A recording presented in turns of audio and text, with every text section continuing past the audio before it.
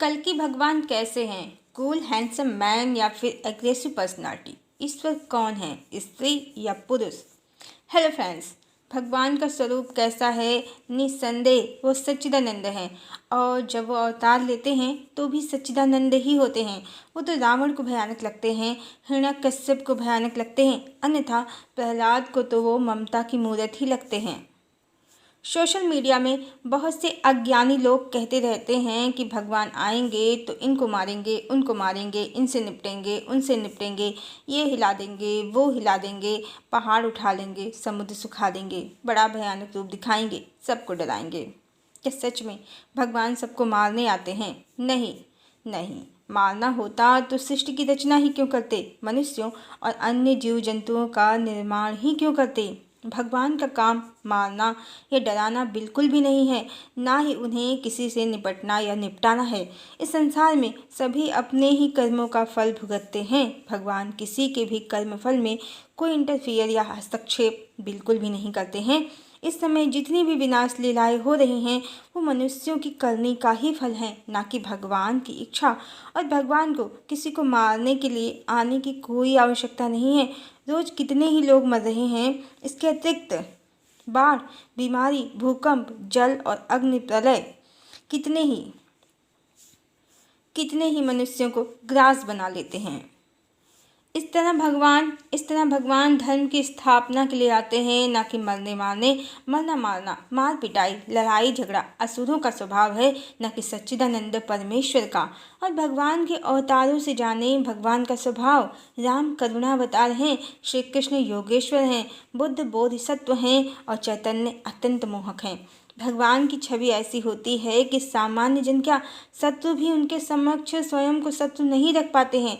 महाभारत के युद्ध में कौरव पक्ष के कितने ही योद्धा, कृपाचार्य, द्रोणाचार्य, भीष्म सभी भगवान के सम्मुख पड़ जाने पर उनकी मोहक छवि के कारण असहज हो जाते थे।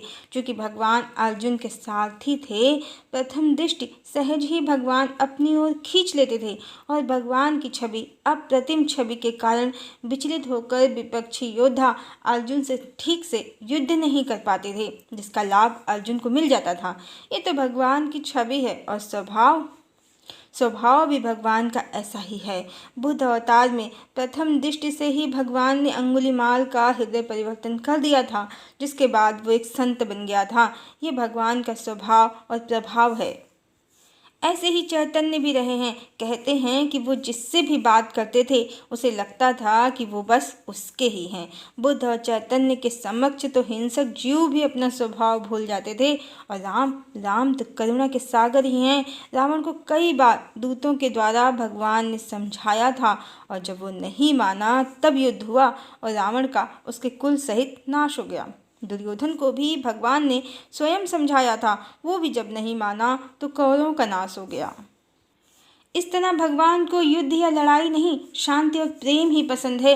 वो तो मनुष्य ही सत्ता और भोगों के लिए आपस में लड़ते रहते हैं। राम और कृष्ण दोनों ही अवतारों में भगवान पर लोग आरोप लगाते हैं कि किया ही क्या। राम अवतार में पत्नी के लिए युद्ध किया और कृष्ण अवतार में अपनी बुआ कुंती के पुत्रों का साथ दिया। इसीलिए इस बार भगवान ने युद्ध का भार मनुष्यों पर छोड़ दिया है। असुर आपस में लड़कर मर रहे हैं, क्योंकि भगवान मारने नहीं बचाने आते हैं। क्योंकि कलिकाल कोई सामान्य युग ही नहीं है, नकारात्मक शक्तियों का भयंकर जाल सा बन गया है। तो इनका आपस में लड़कर मर जाना ही उचित है। और ये भी जाने कि भगवान आएंगे तब नहीं निपटेंगे या निपटाएंगे, वो तो आ गए हैं और दुष्ट जनों का तो नाश हो ही रहा है। अग्नि, जल और भूकंप, महामारियों के द्वारा जो मानव जाति का संहार हो रहा है, तो ये सब कोई मनुष्य तो कर नहीं रहे हैं, ये ईश्वर की ही लीला है। जिनकी अंतर्दृष्टि जागृत है वो इसे आसानी से समझ सकते हैं। भगवान की धरा पर उपस्थिति के कारण ही जहाँ एक तरफ विनाश लीला हो रही है, वहीं दूसरी ओर मनुष्यों की आत्म जागृति भी हो रही है। धरती का पोल शिफ्ट हो रहा है, एनर्जी शिफ्ट हो रही है। कौन कर रहा है? अपने आप थोड़े ही हो रहा है, भगवान ही कर रहे हैं। वो कर रहे हैं जो उन्हें करना चाहिए। उनके ही किए जा रहे परिवर्तनों से धरा पर एक दिन नकारात्मकता का नाश हो जाएगा और सतयुग अवतरित होगा। और ये भी जाने, जब भी युगावर्तन होता है, दो युगों का संधिकाल होता है, तो भगवान आने वाले नहीं, जाने वाले युग में ही अवतरित होते हैं और भगवान के जाते ही दूसरा युग प्रारंभ हो जाता है। जैसे त्रेता में भगवान राम के जाने के बाद ही द्वापर लगा है और द्वापर में भगवान श्री कृष्ण के जाने के बाद ही कलयुग का प्रवेश हुआ है। इस बार भी ऐसा ही होगा। भगवान अपने सब कार्य कर रहे हैं और जैसे ही सत्युग लगेगा, भगवान अपने वैकुंठ कहें या परम लोक चले जाएंगे। भगवान कोई सत्युग में घर नहीं बसाने वाले। उनके उनके लोक में जो आनंद है वो पृथ्वी लोक पर बिल्कुल भी नहीं है। ये माया का जगत है, मिथ्या संसार है, मृत्यु लोक है। भगवान धरती पर घर बसाने नहीं, मात्र और मात्र धर्म की स्थापना के लिए आते हैं, युगावर्तन के लिए आते हैं, साधु जनों की रक्षा के लिए आते हैं। और ईश्वर स्त्री है या पुरुष, तो निस्संदेह जो परमात्मा है वो न स्त्री है न पुरुष, वो अर्धनारीश्वर है। शिव और शक्ति का संयुक्त रूप है। न तो अकेले शिव भगवान हैं और न अकेले शक्ति ही भगवान हैं। शक्ति से युक्त शिव ही भगवान हैं, परमात्मा हैं, ईश्वर हैं। यही ईश्वर का सत्य स्वरूप है और यही ईश्वर के द्वारा रची गई हर जीवात्मा का सत्य स्वरूप है। जो भी आत्म साधना करते हैं तो वो साधना के परिणाम स्वरूप इसी सत्य स्वरूप को प्राप्त कर लेते हैं, जिसे ऋषि मुनियों ने अहम ब्रह्मास्मि की संज्ञा दी है। और इस बार जो भगवान और भगवती का धरा पर अवतरण हुआ है, सतयुग के अवतरण के लिए तो सारे एस्ट्रोलॉजर इसीलिए बार बार कह रहे हैं कि इस बार मुख्य भूमिका में भगवती हैं और भगवान उनके पीछे खड़े हैं। हर युग में भगवान आए हैं भगवती के साथ, शक्ति के साथ, और शक्ति कहें या भगवती, उन्हीं के माध्यम से उन्होंने संहार और कल्याण दोनों की लीलाएं की हैं। पर ग्रंथों में मिलावट के कारण जो भगवती की महिमा का लोप करके भगवान राम को स्त्री विरोधी और भगवान श्री कृष्ण को बहुपत्नीवादी दिखाया गया शास्त्रों में, कलयुगी नकली शास्त्रों में, तो उसी मिलावटखोरी का, शास्त्रों में हुई मिलावटखोरी का नाश करने के लिए ही इस बार की कहानी भी अलग है हर बार से। इस बार भगवती को भगवान ने मुख्य भूमिका दे दी है कारण कि जब सतयुग का अवतरण धरा पर हो जाएगा पूर्ण रूप से, तब भगवान की विरह लीला भी पूर्ण हो जाएगी। और जैसा कि इस जन्म में भगवान का एक भी विवाह नहीं हुआ है, भगवान भगवती को लेकर परम धाम तो जाएंगे ही, जगत को ये भी बताएंगे कि यही मेरी शक्ति भी हैं और यही मेरी एकमात्र पत्नी भी हैं और यही भगवान हैं। यदि मुझे प्राप्त करना है, भगवान को प्राप्त करना है, तो इन्हें प्रसन्न करो, इन्हें प्राप्त करने का प्रयास करो, इनकी भक्ति करो। आदिशक्ति ही भगवान है, वो मेरी भी भगवान है और समस्त जगत की जननी और भगवान है, परमात्मा है।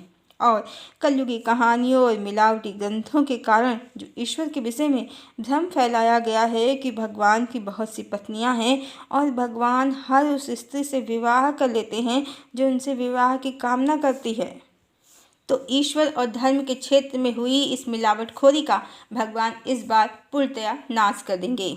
गायत्री के प्रणेता पंडित श्री राम शर्मा को उनके शिष्य रामकृष्ण परमहंस का ही पुनर्जन्म मानते हैं। वो हर अवतार में माँ के परम भक्त रहे हैं।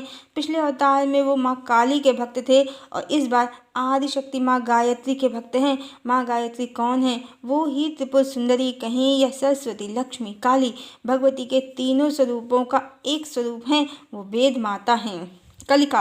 कलिकाल में जो वेदों का ज्ञान, गायत्री मंत्र का ज्ञान सब विस्मृत हो गया था, उसी को गुरुदेव ने पुनः स्थापित किया है। वो वर्तमान के विश्वामित्र भी हैं और भगवान के गुरु भी हैं।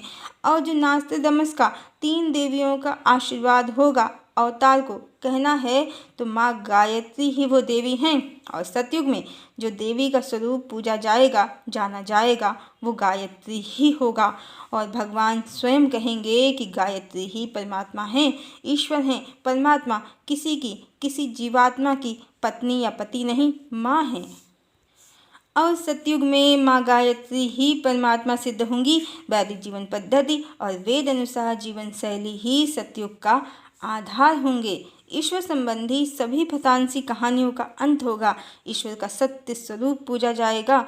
कलयुग में भगवान को पुरुष बताकर जो धर्म के नाम पर स्त्री भोग की कहानियाँ चलाई गई हैं, सब समाप्त हो जाएंगी। आदिशक्ति की महिमा, उनका प्रभाव, उनका वर्चस्व होगा सतयुग में, और वो परमात्मा की एकमात्र पत्नी हैं। ये सत्य भी फिर से स्थापित हो जाएगा और परमात्मा पुरुष